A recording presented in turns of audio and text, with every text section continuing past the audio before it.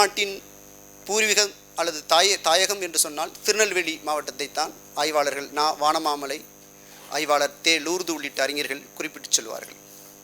இந்த கலை இன்றும் உயிரோடு வாழ்கிறது என்று சொன்னால் அதற்கு காரணம் அது நாட்டுப்புற நிகழ்த்துச் சடங்கோடு அது இணைந்திருப்பதனால்.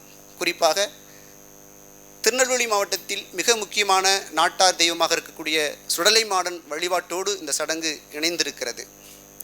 இந்த நிகழ்வு இன்று கிட்டத்தட்ட ஒரு நவீன காலகட்டத்தில் அழியும் முகத்திற்கு இருந்தாலும் கூட இவற்றை மீட்டெடுப்பதற்கான சில மிக முக்கியமான முகங்கள் அடுத்த தலைமுறை கலைஞர்கள் வருகை தந்து கொண்டிருக்கிறார்கள் என்பது ஒரு ரொம்ப ஆரோக்கியமான ஒரு செய்தி. அந்த இளம் தலைமுறை கலைஞர்களில் மிக முக்கியமானவர் இன்று வருகை தந்திருக்கக்கூடிய மரியாதைக்குரிய செல்வி மாதவி அவர்கள். வில்லிசை கலைஞர் செல்வி மாதவி அவர்கள் ரொம்ப எளிமையான குடும்பத்தில் பிறந்தவர். தென்காசிக்கு அருகில் உள்ள அச்சங்குன்றம் என்னும் கிராமத்தை பூர்வீகமாக கொண்டவர். கடந்த 10 ஆண்டுகளுக்கு மேலாக கலையை தமிழகம் கடந்து வெவ்வேறு மாநிலங்களுக்கு நிகழ்த்தி வருகிறார். இவருடைய கலை சேவையை பாராட்டி ஆனந்த விகடன் வழங்கக்கூடிய நம்பிக்கை விருது மற்றும் போத்தீஸ் வழங்கக்கூடிய தங்கமகள் விருது ஆகிய விருதுகளை பெற்ற கலைஞர். நம்மளுடைய அழைப்பை ஏற்று தாயகம் வந்திருக்கக்கூடிய நம்முடைய பூர்வீக மக்களுக்காக நான் இந்த நிகழ்ச்சியை நிகழ்த்துவேன், எனக்கு இது ஒரு பெரிய வாய்ப்பு என்று சொல்லி ஒரு பெரும் மகிழ்வோடு இசைந்திருக்கிறார். அந்த வகையில் நம் சிங்கப்பூர் தமிழ் ஆசிரியர் சங்கம் சார்பாகவும் பெருமைமிகு மதுரை அமெரிக்கன் கல்லூரி தமிழ்துறை சார்பாகவும் செல்வி மாதவி குழுவினரை வருக வருக என்று வரவேற்பதில் பெரும் மகிழ்ச்சி.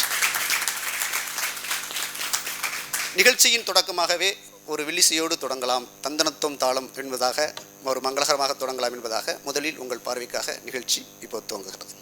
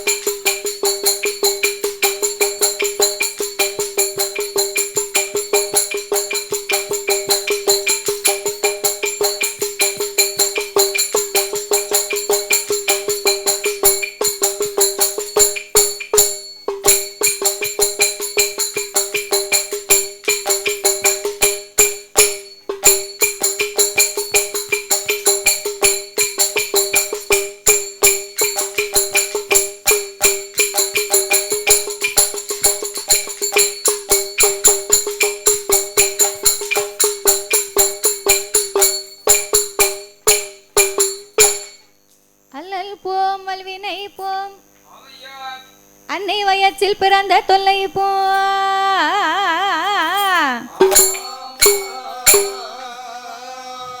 போகா துயரம்போம் குணமான் மருனை கோபுரத்துள்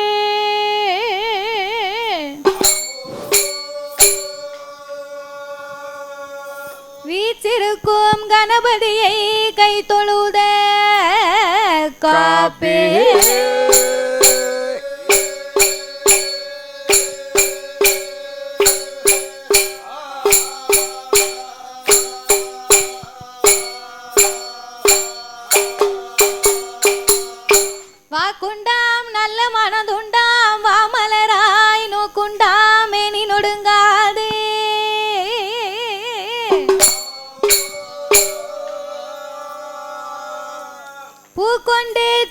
தாய் திருமேனி துன்பிக்கையான் உன் பாதோ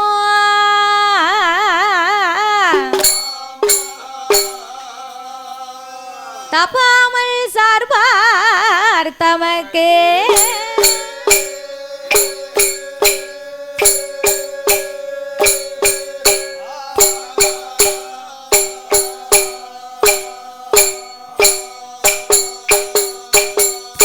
வெள்ளை கலையுடுத்தி வெள்ளை பனி பூண்டு வெள்ளை கமலத்தில் விச்சிருப்பால் அன்னை வெள்ளை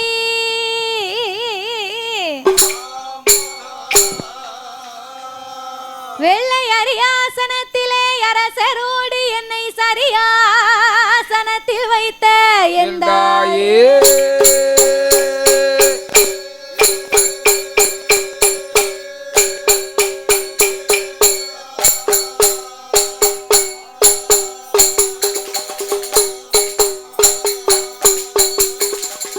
அண்டர்கள் துயரம் தீராயோ திமா நகரில் வந்து பிறந்தோ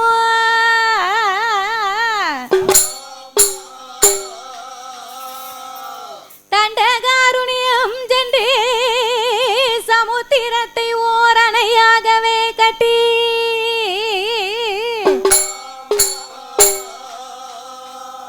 கொண்ட ராவணனை மாய்க்க கோதண்டம் கையில் ஏந்தும்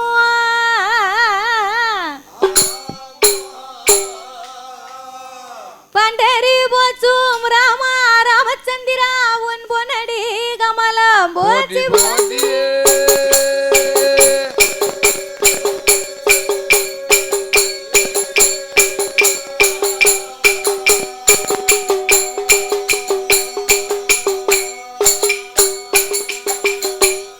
சுந்தரி சௌந்தரி நிரந்தரி ஆமையா சோதியாய் நின்ற உமையே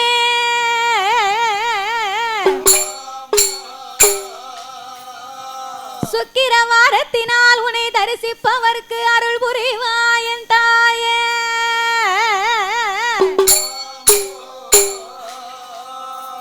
அத்தி வரதண்டங்கை சக்தி சிவன் ரூபமதை அடியால் நான் சொல்ல திருமோ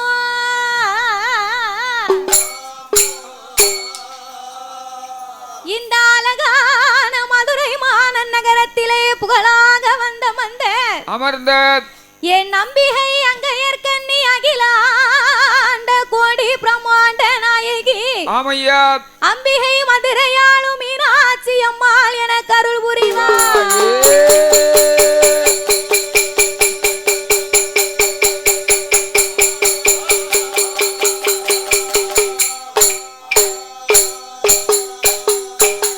சாமி கணபதியே என் கூறு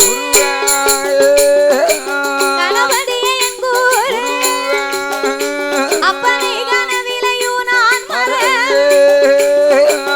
குணபதி ஆறுமுக சாமி குஞ்சரமே உமை பாட ராமா பாடுவோமே ராமா நாம் பல காலம் உமை தொழுத தேடுவோமே ராமா உன்னை தெச்சனா தேசமெல்லாம் கூறுவோமே ராமா உன்னை நாம் கூறுவோமே ராமா உன்னை ஒரு குற்றம் குறையானுகிடாமல்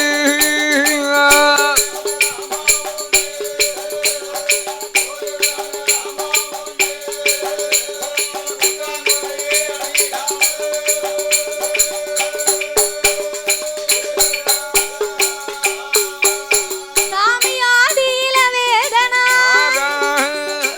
ஆதியில வேதனா ஆருளம் பரத்தில் ஆடுமை நீங்க சோதியிலே மாலையே ராமத்துவன் ராமல் நின்ற மாலை அடி முடியும் தேவிக்கா அம்பலவானருட திருப்பாதத்தை நல்ல அருவை நானலாகி நந்திதலையை குடமாகி ராமன் நெல்வியத்தில் ராமர் ஏழுகையில வீசுவோம் ராமா உந்தன் சொல்லை நாங்கள் பாட உந்தன் சொல்லை நாங்கள் பாட எனக்கு துணை இருப்பாய் ஹரிராமா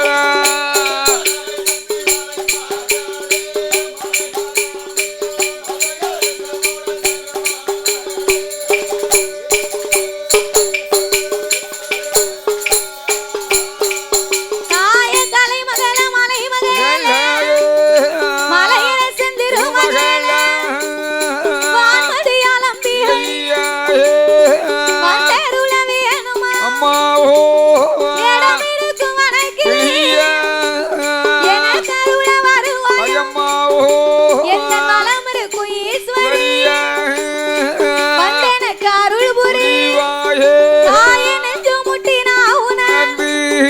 நாவு தடுமாடு வேலை என் நாவு தடுமாறா நற்குரலும் அங்கிடாமல் நெஞ்சிலையும் நாவிலையும் நின்று விளையாட வேண்டும் நான் தெரியாத கதைகள் எல்லாம் தெரியாத கதைகள் எல்லாம் அம்மா நீ தெரியும்படி வந்தருள்வாய்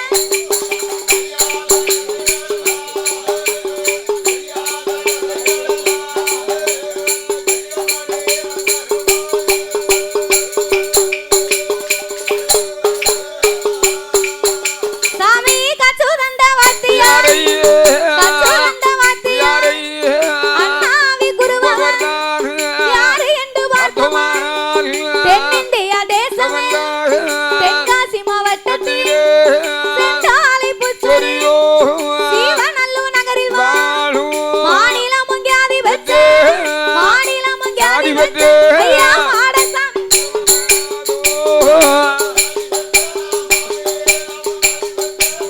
மாடசாமி உழவர் பாதம்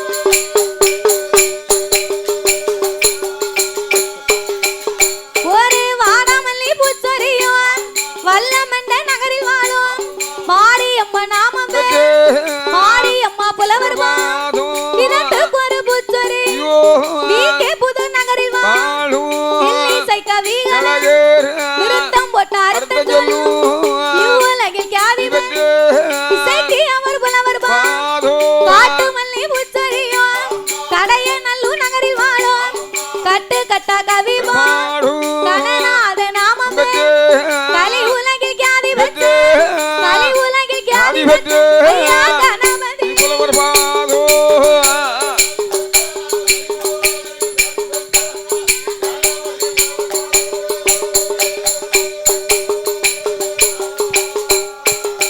சாமி வருவினோட திருப்பாதத்தை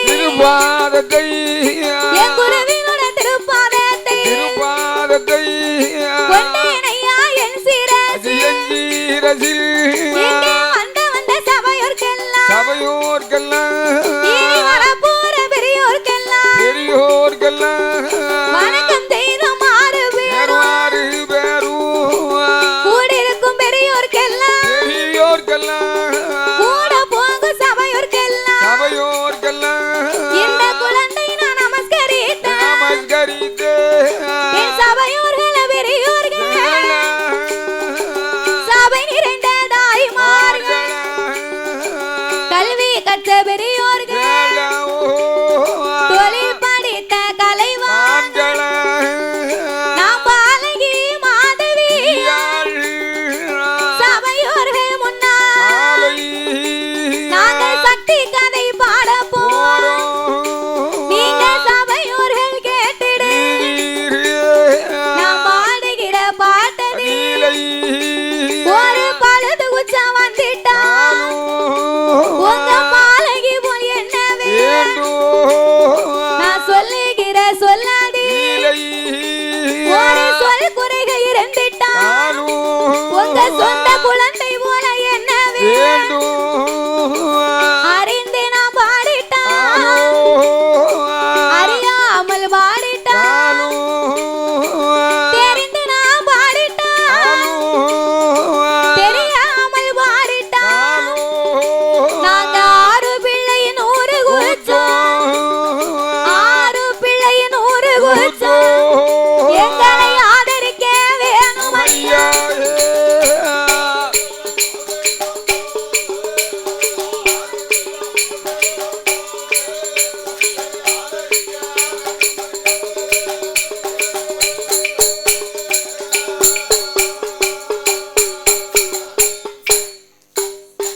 சபையோர்களே பெரியோர்களே சபை நிறைந்த என் தாய்மார்களே பெரியோர்கள் சபையோர்கள் என்னை பெற்றெடுத்த தாய்மார்களே கல்வி கற்ற பெரியவர்களே தொழில் படித்த கலைவாணர்களே அதோடு மட்டுமல்லாமல் அமெரிக்கன் கல்லூரி முதல்வர் மற்றும் செயலாளராக இருந்து வரக்கூடிய முனைவர் எம் தவமணி கிறிஸ்டோபர் ஐயா அவர்களுக்கும், அதோடு மட்டுமல்லாமல் இந்த அமெரிக்கன் கல்லூரி நிதி காப்பாளர் வியூலா ரூபி கமலம் அம்மா அவர்களுக்கும், அதோடு மட்டுமல்லாமல் திரு தனபால் குமார் ஐயா அவர்களும், தமிழ் ஆசிரியர் சங்க தலைவர் சிங்கப்பூரை சேர்ந்த ஐயா அவர்களுக்கும் மற்றும் வந்திருக்கக்கூடிய அனைத்து ஆசிரியர்களுக்கும் எங்கள் வில்லிசையின் சார்பாக முதற்கண் வணக்கத்தையும் நன்றியையும் தெரிவித்துக் கொண்டு, அதாவது இந்த அமெரிக்கன் கல்லூரி மதுரை மாவட்டத்திலே மிகவும் பேரும் புகழும் பெற்று வரக்கூடிய பெரிய கல்லூரின்னு நான் கேள்விப்பட்டிருக்கேன். அப்பேற்பட்ட இந்த அமெரிக்கன் கல்லூரி நிறுவனம் நடத்தி வரக்கூடிய கற்றல் முகாம் நிகழ்வுக்கு எங்களை வரவழைத்த அனைவர்களுக்கும், நிர்வாகத்தார் அனைவர்களுக்கும் எங்கள் நன்றியை தெரிவித்துக் கொண்டு, ஆனா இந்த இடத்துக்கு வர வேண்டுமானால் பெரியோர்கள் செஞ்ச தவம் புண்ணியத்தினாலதான் இந்த ஐயா ஆசிரியர்கள் முன்னால வந்து நம்ம பாட முடியுது. அதாவது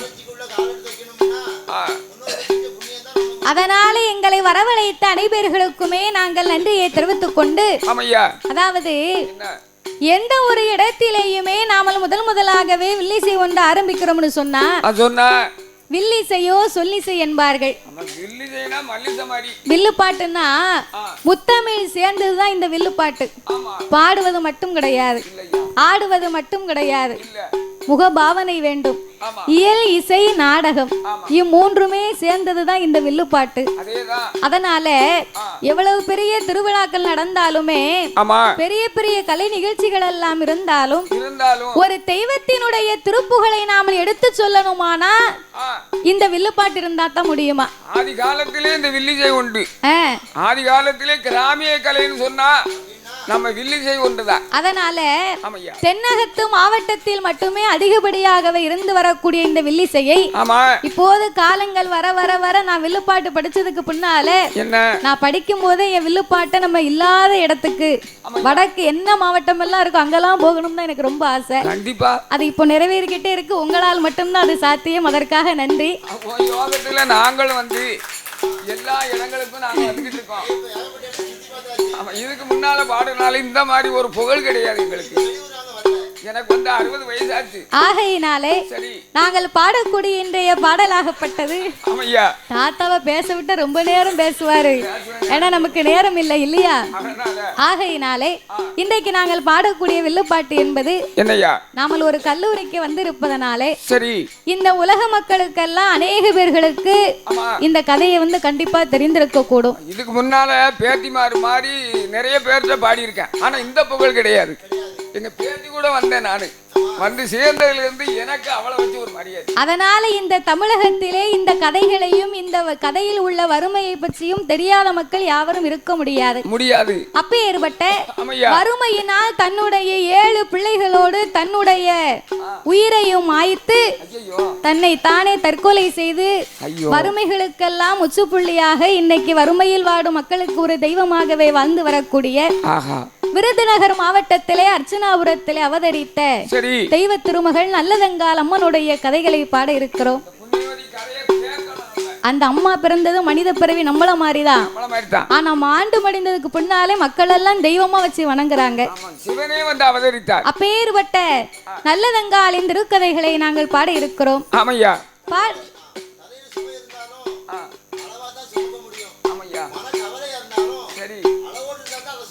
கண்டிப்பா. அதனாலே நாங்கள் பாடும் பாட்டிலே பழுது குச்சங்கள் இருந்தாலும் இருந்த போதிலும் சொல் குச்சங்கள், இசை குச்சங்கள், கதை குச்சங்கள், எங்கள் கதையிலேயே பொருள் குச்சங்கள், சாரீர குச்சம் குறை இருந்தாலும் எங்கள் சரீர குச்சம் குறை இருந்தாலும் ஏன்னா நாங்க பாடும் போதெல்லாம் பெரிய பெரிய கோயில்ல தானே பாடி இருக்கிறோம். அங்க இருக்கிற வித்தியாசங்களும் இங்க இருக்கிற வித்தியாசங்களும் நிறைய இருக்கும். வித்தியாசம் பெருசா இருக்கு. அப்படி இருப்பதனாலே ஐயாவெல்லாம் பார்க்கணும்னு சொன்னா எவ்வளவு தவம் செஞ்சோமோ பாடக்கூடிய பாட்டிலே பழுது குச்சம் குறை இருந்தாலும் என்ன மொத்தம் பேச விட்டாச்சுன்னு வைங்க, பேசிக்கிட்டே இருப்பேன். எங்கள் ஆட்கள் அடி தாளங்களில் ஒரு குறைகள் இருந்தாலும் சரி ஐயா, முன் சொல் பின்னால் இருக்கலாம், பின் சொல் முன்னால் இருக்கலாம். இருக்கலாம். அறிந்து பாடினாலும் அறியாமல் பாடினாலும் தெரிந்து பாடினாலும் எங்களுக்கு தெரியாமல் பாடினாலும் நான் எல்லாம் தெரிந்தவளும் அல்ல, அனைத்தையும் கற்றவளும் கிடையாது. இல்லை, எனக்கு என் குருநாதர் கற்றுத் தந்தபடியாகவே உங்கள் வீட்டு பிள்ளையாகிய நான் மாதவி என்னால் தெரிந்தளவு என் சிற்ற அறிவுக்கு எட்டியவாறு உங்கள் முன்னால் நான் பாடுகின்றேன். உங்கள் வீட்டு பிள்ளை தவறு செய்தால் அதனை எப்படி வீட்டிற்கு அழைத்து சென்று அன்போடு ஆதரிப்பீர்களோ, எப்படி அடிப்பீர்களோ, தாத்தா மட்டும் கூட்டு போங்க, அதுபோல் எங்கள் 6 பேர்களையுமே ஆதரிக்குமாறு கேட்டுக்கொள்கிறோம். குற்றம் செய்த பிள்ளைய அடிக்கத்தானே செய்வாங்க. ஆமா, தவறு பண்ணினா தண்டனை உண்டு அல்லவா? கண்டிப்பா கண்டிப்பா. ஆனா இது உலகத்திலே கல்வி முதல் நமக்கு தேவை. கல்வி இருந்தா தான் கலை உலகில் வாழலாம். இன்னைக்கு ஒரு இங்கிலீஷ் மாத்திரம் படிக்க தெரியுமா? இங்க அமெரிக்கா போயிட்டு உடனே வந்துருவேன், தெரியாது. என்ன தாய் தாப்பங்கள் படிக்க வைக்கல. இப்போ ஒண்ணும் இல்ல, நான் போகும்போது இங்க சேர்த்து விட்டு போய் படிச்சுட்டு வா. அப்படியா? 6 பிழை 100 குச்சங்கள் அடியாலை ஆதரிக்குமாறு கேட்டுக்கொள்கிறோம். நாட்டிலேயும் நல்ல நாடு, நாட்டிலேயும் நல்ல நாடு, நாவலர்கள் புகழும் நாடு, கோடமாலை பொழியும் நாடு, குளிர்ந்ததண்டல் வீசும் நாடு, மாதம் உண்டு மழை பொழியும், மாதம் உண்டு மழை பொழியும், வருடம் ஒன்று பூவிளையும்.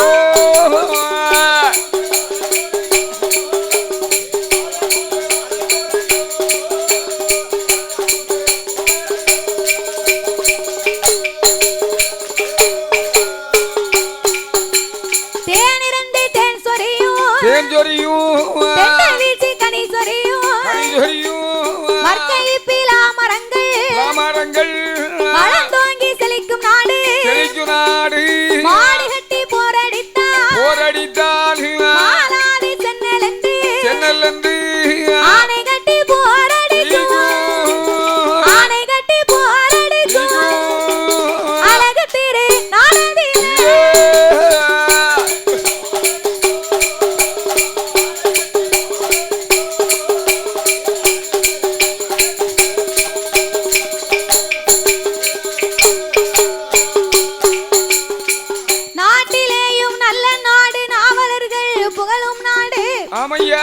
கோடை மலை பொழியும் நாடு, குளிர்ந்ததண்டல் வீசும் நாடு, மாதம் உண்டு மழை பொழியும், வருடம் உண்டு பூவிளையும், தேனிறந்து தேன் சொரியும், தெண்டல் வீசி கனி சொரியும், மாடு கட்டி போரடித்தாள் மாளாது சென்னலென்று ஆணை கட்டி போரடிக்கும் அழகு திரு நாடாகப்பட்டது.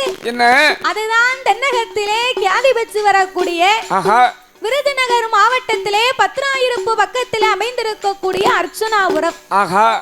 அகிலமெல்லாம் பெரு விளங்கக்கூடிய அப்பேற்பட்ட அந்த அர்ச்சுனாபுரத்திலே ஆதி ஒரு காலத்தில் யார் யாரெல்லாம் ஆண்டு வருகிறார் தெரியுமா?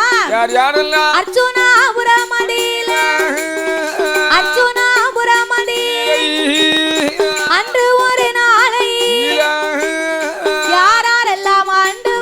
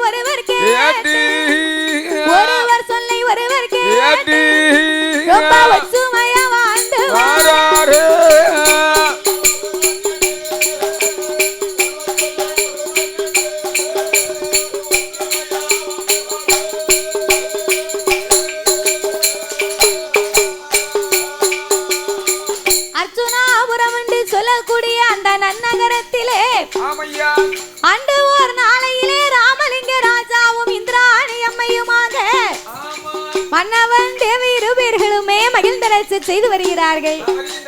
கொண்டவனும் தேவியுமாக குணமோடு வாழ்ந்து வருகிறார்கள். ஒருவர் சொல்லை ஒருவர் கேட்டு ஒற்றுமையாகவே வாழ்ந்து வருகிறார்கள். அப்பேற்பட்ட அந்த ராமலிங்க ராஜாவுக்கும் இந்திராணி அம்மையருக்கும் இறைவனுடைய அருளால் இவர்களுக்கு எந்த விதமாகப்பட்ட குறையுமே கிடையாது. மண்ணும் மனை இருக்கு, பொன்னும் பொருள் இருக்கு, சொத்து சுகம் இருக்கு, சொந்த பந்தங்கள் நிறைந்திருக்கு. ஆடோ மாடோ அடுக்குமெத்த வீடோ, தோப்பு துறவா நஞ்சை புஞ்சை காணி காட்சி நிலம், என்னென்ன வேணுமோ எல்லா செல்வங்களுமே நிறைந்திருக்கிறது. அப்பேற்பட்ட இருபேர்களுக்கும் சின்னஞ்சிறிய கிராமம் ஓவியம் யூடியூப் சேனலை லைக் பண்ணுங்கள், ஷேர் பண்ணுங்கள், சப்ஸ்கிரைப் பண்ணுங்கள், மறக்காமல் அந்த பெல் ஐக்கானை கிளிக் பண்ணுங்கள். சிற்றரசர்களுக்கெல்லாம் இவர் ஓர் பேரரசராகவே வாழ்ந்து வருகிறார்.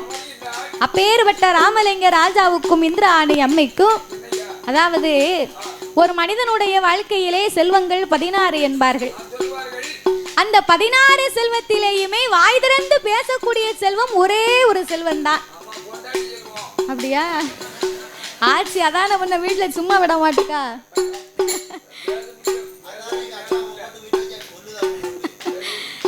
செல்வத்திலே சிறந்த செல்வம் என்று சொன்னா வாய் திறந்து பேசக்கூடிய ஒரே ஒரு செல்வம்.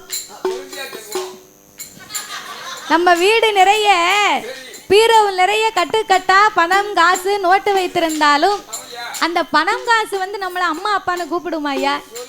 ஒருபோதும் கூப்பிடாது. ஏக்கர் கணக்கில் நம்ம மண்ணு மனை நிலம் வாங்கி போட்டிருக்கோம். அந்த நிலம் நம்மள மண்ணு அம்மா அப்பான்னு கூப்பிடுமா? ஒரு நாளும் கூப்பிடாது. கழுத்து நிறைய தங்க ஆபரணங்கள் வாங்கி அணிந்திருக்கிறோம். அந்த தங்க ஆபரணம் நம்மள அம்மா அப்பான்னு கூப்பிடுமா? ஒருபோதும் கூப்பிடாது. செல்வத்திலே சிறந்த செல்வம், சொத்துக்கெல்லாம் பெரிய சொத்து, கனியிலே சிறந்த கனி, அதான் பிள்ளை கனின்னு இருக்கான். அப்பேறுபட்ட குழந்தை செல்வம் இல்லாமல் இருபேர்களும் இறைவனை எண்ணியே தவம் இருக்க, அந்த இறைவனுடைய அருளாலை ஆண்டவனுடைய அனுக்கிரகத்தாலே இருபேர்களுக்குமே அழகான 2 பிள்ளைகள். 2 பிள்ளைகள் என்று சொன்னா, முதலாவது பிறந்தது ஆண் குழந்தை, இரண்டாவது பிறந்ததோ பெண் குழந்தை. 2 பிள்ளைகளுக்கும் எப்படி பெயர் கொடுத்து வளர்த்து வருகிறார் தெரியுமா? அர்ச்சுனாபுரமதியில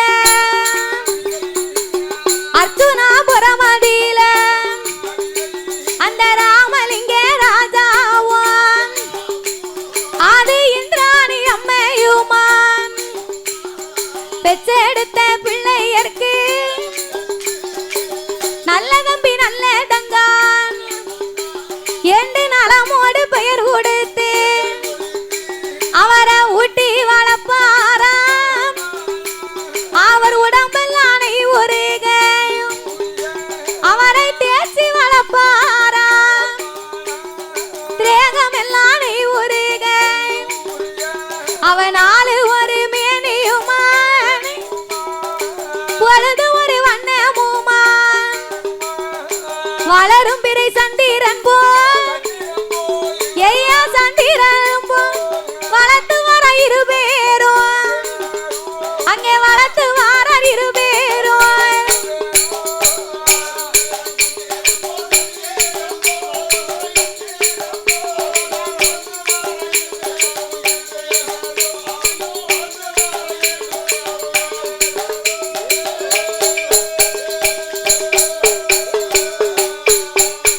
அப்படி வளர்த்து வரும் நாளை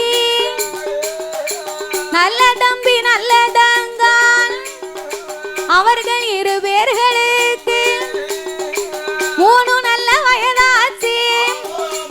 அவர் முடியிறக்கி காது குத்தி அவருக்கு 4 நல்ல வயதாச்சு. அவர் நடந்து விளையாடுவார். 5 நல்ல வயதுமாச்சு அறிவு பாடம் படிக்க போறார்.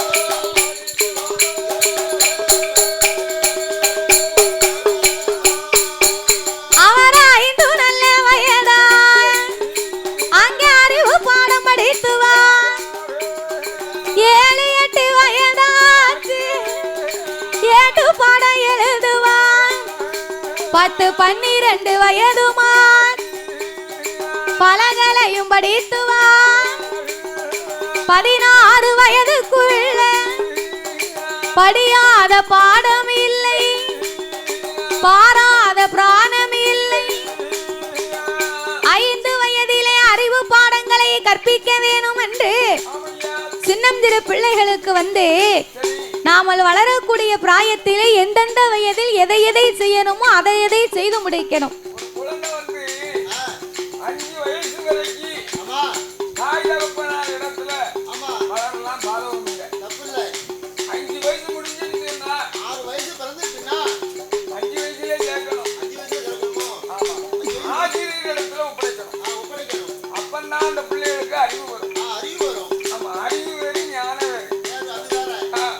அப்போ 5 வயதிலே இவர்களை அறிவு பாடங்களை கற்பிக்க வேண்டும் என்று குலகுருவாகப்பட்ட வாத்தியாருக்கு கோடி வேட்டி குருதட்சணை அத்தனையும் கொடுத்து, இப்பமெல்லாம் நம்ம நோட்டு பாடம் படிக்கிறோம், அப்ப பூரா ஏட்டு பாடம் தான்.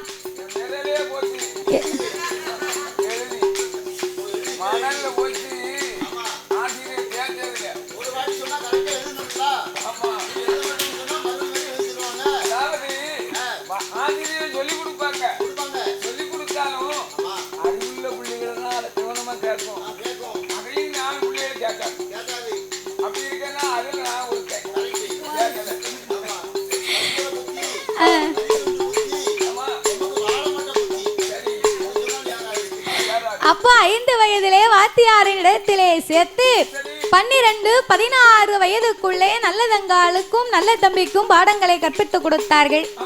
நல்ல தம்பி ஒரு அரசர் வீட்டு பிள்ளை அல்லவா, அவருக்கு ஆனை ஏற்றம் குதிரை ஏற்றம் மல்லிடம்பு சிலம்பு தொழில் மயக்கும் வித்தை பாடம் கூடு விட்டு கூடு வாயக்கூடிய கூடிய வித்தைகள் எல்லாம் படித்து வில் வித்தை போர் வித்தை சிலம்பு வித்தை என்னென்ன வித்தைகள் இருக்குதோ அத்தனையும் படித்திருக்கிறார்.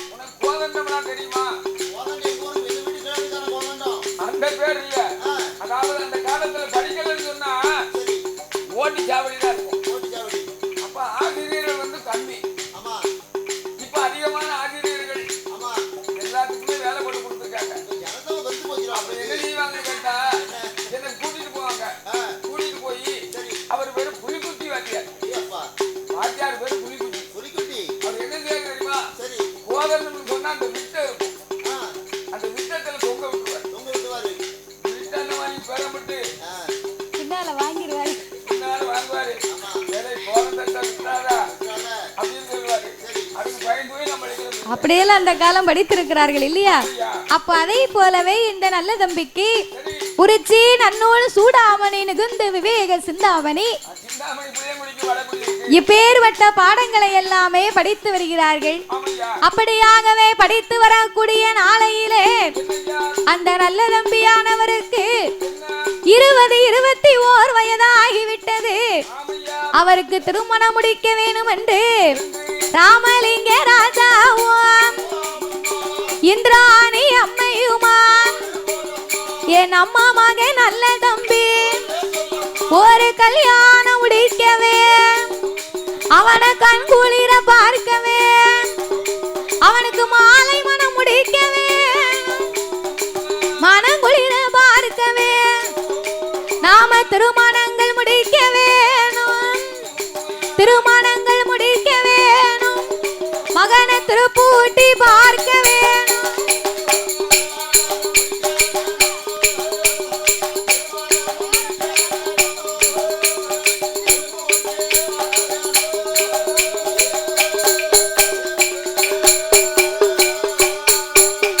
என்று இந்திராணி அம்மையுமா அந்த ராமலிங்க ராஜா அப்பா ஏ மகனே நல்ல தம்பி உன் தங்கையாகப்பட்டவளோ சிறு பிள்ளையாக இருக்கிறாள். ஆனால் அவளுக்கு முன்பாகவே நீ வளர்ந்து இன்னைக்கு வாலிபமாகி விட்டாயப்பா. காலகாலத்திலே உனக்கு ஒரு கல்யாணத்தை முடித்து எங்கள் கண்குளிர பார்க்க வேண்டும் என்று 21 வயதுக்குள்ளாக தன்னுடைய மகனாகப்பட்ட நல்ல தம்பிக்கு திருமணம் முடிக்க வேண்டும் என்று தன்னுடைய மகனுக்கு பெண் பார்க்க வேணும் என்று எல்லா ஊர்களிலேயுமே அலைந்து திரிந்து அவருக்கு ஏற்ற ஒரு மணவாட்டியை மாப்பிள்ளை பார்க்க வேணும் என்று கோமகளாகப்பட்ட கோமதி அவதான் மூலி அலங்காரி. பேரே ரொம்ப நல்லா இருக்கு பாத்தியா? சேட்டை பண்ணா சொல்லு. சேட்டை பண்ணா மூலி அலங்காரியா வாராளே. ஏன்னா அவ அவ்வளவு கொடுமைக்காரியா. அப்பேற்பட்ட மூலி அலங்காரியை கொண்டு வந்த நல்ல தம்பிக்கு திருமணங்களை முடித்து வைத்தார்கள். இவர்களுக்கு திருமணம் முடிக்க தாயார் மாண்டு மடிந்து விட்டார். தகப்பனாகப்பட்டவருக்கு ரொம்ப மனக்கவலை. நம்ம மகனுக்கு ஒரு கல்யாணம் முடிச்சிட்டோம், நம்ம பொட்ட பிள்ளையெல்லாம் இப்படி சும்மா இருக்கு வீட்டுல, நம்ம பிள்ளைய பார்க்கணும்னா யார் இருப்பா அப்படின்னு கவலைப்பட்டு அவரும் தன்னுடைய உயிரை மாய்த்து விட்டார். அதற்கு பின்னாலே அண்ணனாகப்பட்ட நல்ல தம்பி ஒரு தாய்க்கு தாயாக தகப்பனுக்கு தகப்பனாகவே இருந்து தங்கையாகப்பட்ட நல்லதங்காளுக்கு சீக்கிரத்திலே ஒரு திருமணங்களை முடிக்க வேணும் என்று நல்லதங்காள் சின்னஞ்சிறிய வயதாக இருக்கும் போதே அவளுக்கு கல்யாணத்திற்கு அண்ணனாகப்பட்டவர் ஏற்பாடுகளை செய்து விட்டார். அப்படி திருமணம் முடிக்க வேணும் என்று நல்லதங்காளுக்கு யாரை மனம் முடித்தார் தெரியுமா? அந்த நல்லதங்கா பெண்கொடிக்கு கல்யாணம் முடிக்கவே கண்குளிர பார்க்கவே மாப்பிள்ளையும் பாப்பா நாட்டிலையும் நல்ல நாள் நாவலர்கள் புகழும் நாள் மானாமதுரையில யாரெல்லாம் ஆண்டுவார் காசி மகாராஜ மன்னே கட்டுடனே ஆண்டுவார். அவர் கட்டுடனே ஆண்டுவார்.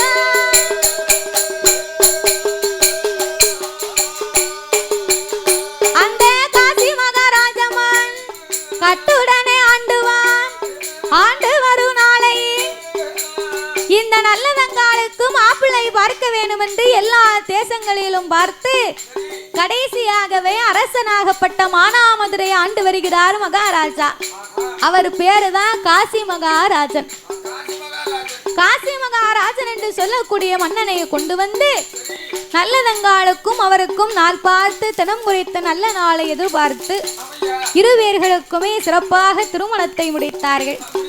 திருமணங்கள் முடித்த நாள் முதலாக, அதாவது தங்கை தன்னோடு கூட இருக்கிற வரைக்கும் நல்ல தம்பிக்கு ஒண்ணுமே தெரியல. திருமணமாகி தன்னுடைய தங்கையை அனுப்பி வைக்கும் போது மனசுல ரொம்ப மனக்கவலைப்பட்டாரா. நம்ம தங்கச்சி நம்ம எவ்வளவு செல்வமா எவ்வளவு செல்லமா வைத்திருந்தோம், இன்னைக்கு இன்னும் ஒருவருக்கல்லவா நம்ம கட்டி கொடுக்க போறோம் அப்படின்னு கவலைப்பட்டு அந்த நல்லதங்காளுக்கு என்னென்ன வேணுமோ அத்தனை சீதனங்களையும் தன்னுடைய தங்கைக்காகவே அனுப்பி வைத்தாரா. அது எப்பேற்பட்ட சீதனங்கள் தெரியுமா? உட்கார்ந்து மோர்க்கடையே முக்காலையும் பொன்னா அமர்ந்து மோர்க்கடை அனகையிரும் பொன்னா. அதாவது அந்த நல்லதங்காள் தன்னுடைய கணவன் வீட்டுக்கு திருமணமாகி போகும்போது காடு நிறைந்திருக்க கருப்பாடு ரொம்ப உண்டு, வேலி நிறைந்திருக்க வெள்ளாடு ரொம்ப உண்டு, பட்டி நிறைந்திருக்க பசுவ மாடு ரொம்ப உண்டு. அந்த பசுவ மாட்டுக்கெல்லாம் பால் கறந்து பிடிப்பதற்கு பிடித்து பால் கறக்க பிடிகயிரும் பொண்ணு ஆலை, அனைத்து பால் கறக்க அணைகயிரும் பொண்ணு ஆலை. கொண்டு வந்த பாலை கடைந்து மோராகவும் தயிராகவும் நெய்யாகவும் எடுப்பதற்கு உட்கார்ந்து மோர் கடைவதற்கு முக்காலி பொன்னாலையா, இருந்தும் ஒரு கடையை இருப்பு சேரு தங்கத்தாலே, மரக்கா பொன்னால, நாளி தங்கத்தால, இப்படியெல்லாம் அந்த காலத்துல தன் தங்கைக்காகவே அனுப்பி வைத்தாரா. இப்ப தங்க 7000 ரூபாய்க்கு மேல போச்சு. இது 350 ரூபா தானே.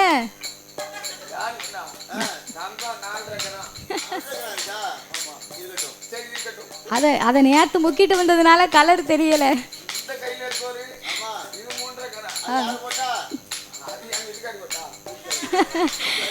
அதனாலே உட்கார்ந்து மோர் கடைவதற்கு முக்காலையும் பொன்னாலே இப்ப ஏற்பட்ட பல பல சீதனங்களோடு ஆனையிலே 1 கோடி, குதிரையிலே 1 கோடி, ஒட்டகத்திலே 1 கோடி.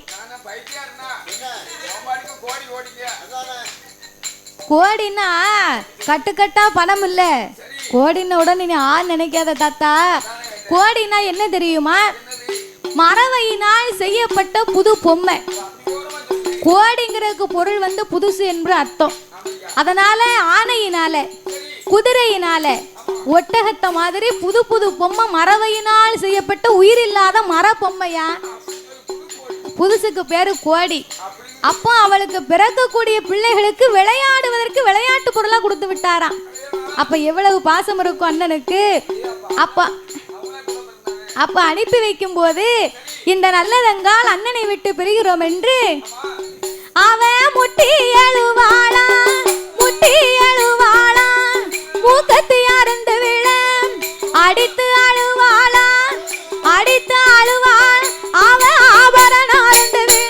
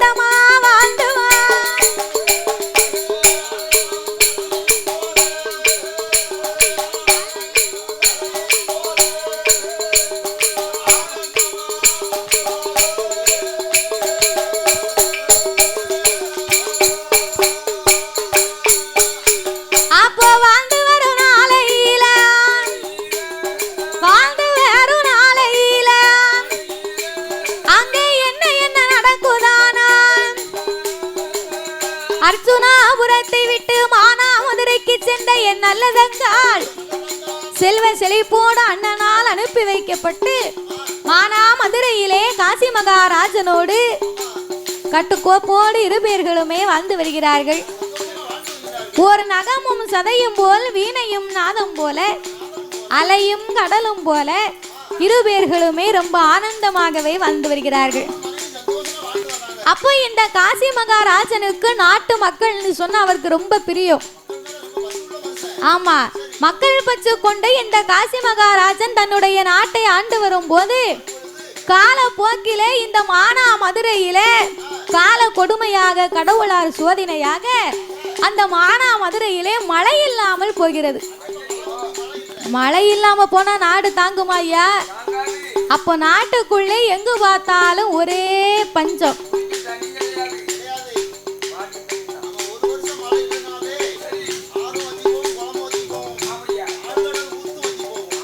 அது எப்பேற்பட்ட பஞ்சம் தெரியுமா?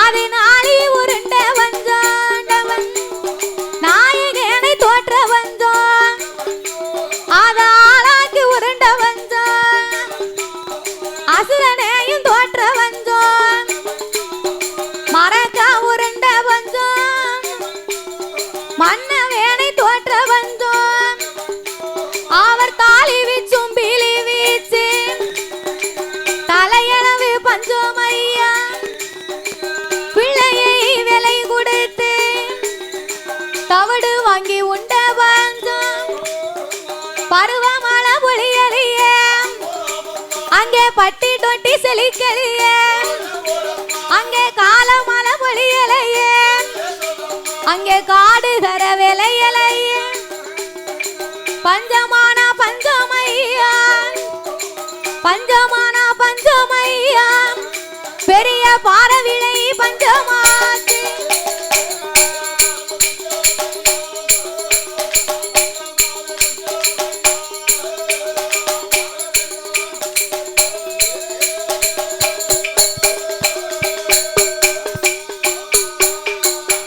மானாமதுரையிலே 12 வருடமாகவே பஞ்சம் வந்த காரணத்தாலே நாட்டுக்குள் இருக்கக்கூடிய மக்களுடைய நலனை பார்க்கணும் இல்லையா?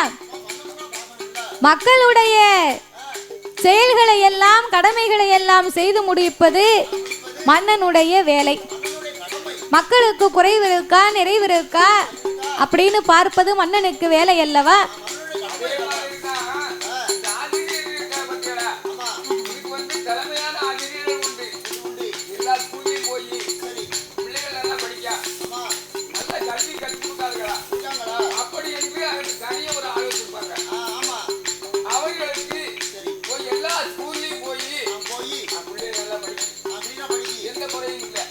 அப்போ அதை போலத்தான் இந்த நாட்டு மக்களுக்கு இருக்கக்கூடிய நிறைகுறைகளை எல்லாம் தீர்த்து வைப்பது மன்னனுடைய கடமை.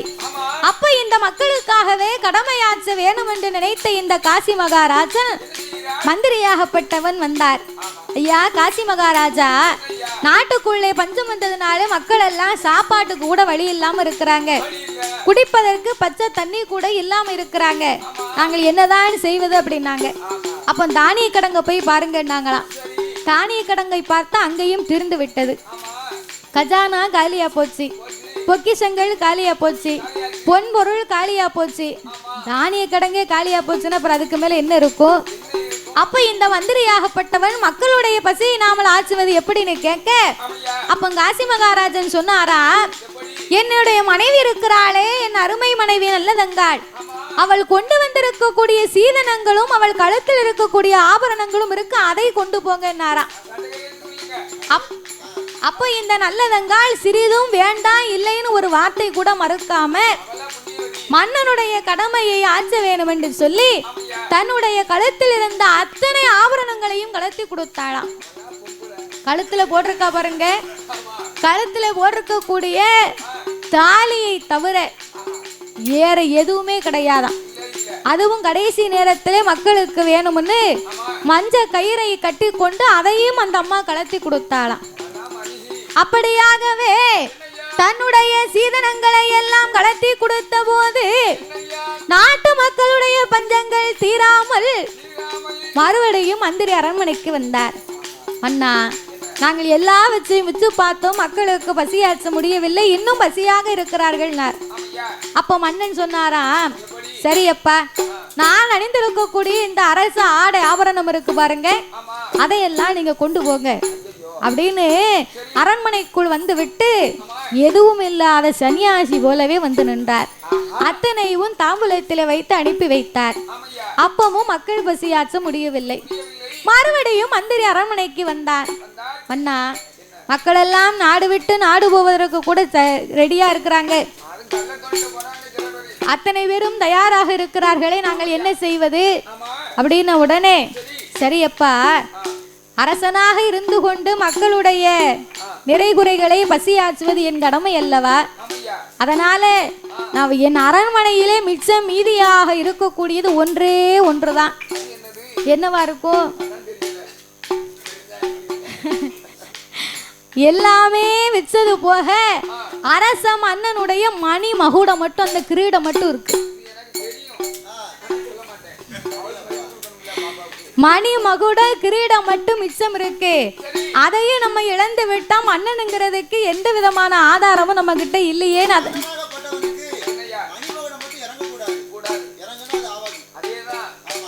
அப்ப இந்த மணிமகுடம் மட்டும்தான்ப்பா என்கிட்ட மிச்சம் இருக்கு, வேற ஒண்ணுமே இல்லையே, அதையும் கொண்டு போங்கன்னு சொல்லி அரண்மனைக்குள் சென்றார். மணிமகுடத்தை மட்டும் தாம்பூலத்தில் வைத்து அதையும் கொண்டு போய் கொடுத்தாராம். அப்போ அந்த மன்னனுடைய கடமை உணர்ச்சி எவ்வளவு இருக்கு பாருங்களேன். ஒரு மனிதன் வந்து தன்னுடைய கடமையை கண்டிப்பாக செய்தாக வேண்டுமா. அப்ப இந்த மன்னன் தன் மணிமகுடத்தையும் இறக்கி கொடுக்க மக்களுடைய பசியை ஆட்சிய அந்த காசி மகாராஜ மன்னன் நாட்டுக்குள்ளே இருக்கக்கூடிய மக்களை அடுத்த நாட்டுக்கு கடத்துவதற்காக ஏற்பாடுகளையும் செய்து முடித்தார்கள். அப்படியா இருக்கும் போது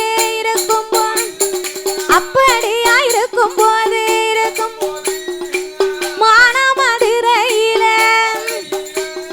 மன்னனோட அரண்மனையில் என்ன என்ன நடக்குதா நடக்கும். ஒரு நாள தினமதியில தன்னுடைய மனவாட்டி நல்லதங்கால் பெண் கொடியான் சொல்லுவாளா அவ என்ன என்ன சொல்லுவாளா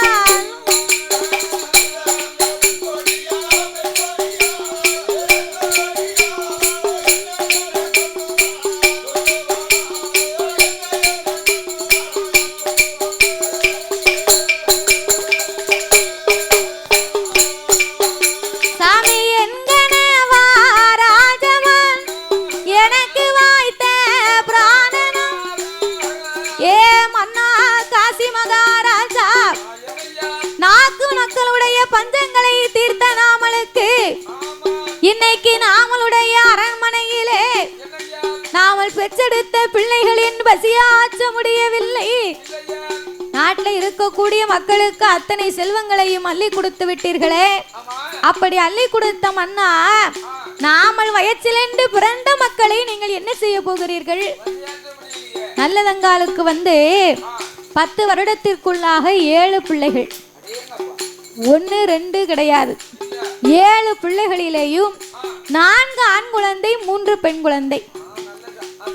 இப்படி 7 பிள்ளைகளை பெற்றெடுத்த நல்லதங்கால் தன்னுடைய மக்களுடைய பசியாற்ற முடியாமல் ஒரு வார காலமா பிள்ளைகளை எவ்வளவோ தாக்காட்டி பார்த்தா.